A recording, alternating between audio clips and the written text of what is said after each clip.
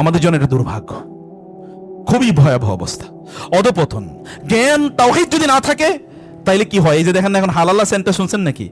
নতুন সেন্টার বানাইছে মুহাল্লাল।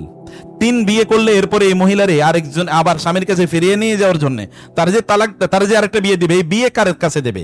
এই কারণে একদল পুরুষের কাছে সিবি চাইছে। আপনারা দেন যে আপনারা বিয়ে কইরা, চুক্তিবদ্ধ বিয়ে করে আবার ছাড়িয়ে দেবেন, এক রাতের জন্য বিয়ে করবেন, এরপরে ছেড়ে দেবেন।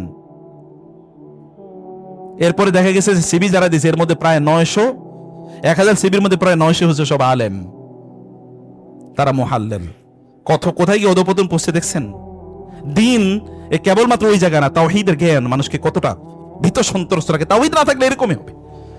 তাওহীদ না থাকলে ওইটা আলেমের ইস্যু না, ওটা এলেমও না, এটা অন্য কিছু। এই জন্য রাসূলুল্লাহ সাল্লাল্লাহু আলাইহি ওয়াসাল্লাম বলেছেন, যখন আল্লাহ সুবহানাহু ওয়া তাআলা কারো কল্যাণ চান তখন আল্লাহ সুবহানাহু ওয়া তাআলা তাওহীদের জ্ঞান তাকে প্রদান করেন।